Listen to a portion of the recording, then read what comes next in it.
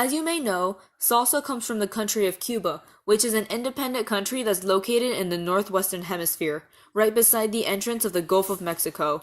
It has a subtropical climate with the average temperature being 77 degrees, going to as high as 97 to as low as 50 when they experience cold fronts during the winter.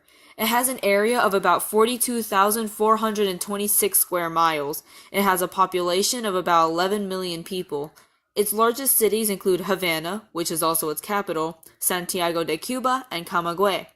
Its main ethnic groups include white people, mestizo/mulatto, or mixed race people, and black people. I would include percentages, but considering it came from Wikipedia, I don't trust it much. Its government follows a Marxist-Leninist socialist state kind of philosophy, which is literally communism. The dominating party in the country would be the Communist Party of Cuba and is considered the leading force of the society and of the state. It was formerly led by Fidel Castro, a famous figure in history that's basically known for turning Cuba communist, but he handed his power to his brother, Raul Castro, after deteriorating health. This leads to now, where Miguel Diaz-Canel is the current president. Cuba's legislative system consists of a unicameral, one-house system, the building being called the National Assembly of People's Power.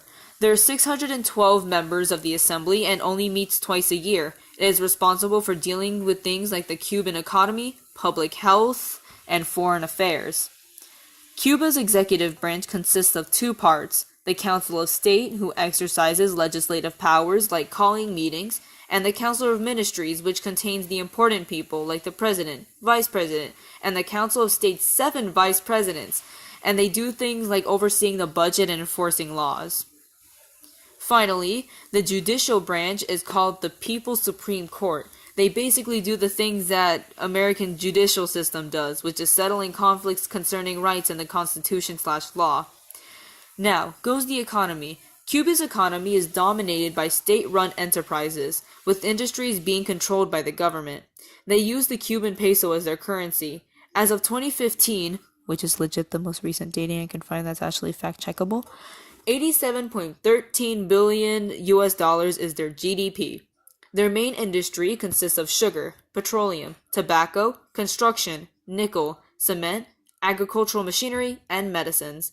Their export items being sugar, medical products, nickel, tobacco, shellfish, citrus, and coffee, and they usually go to these countries.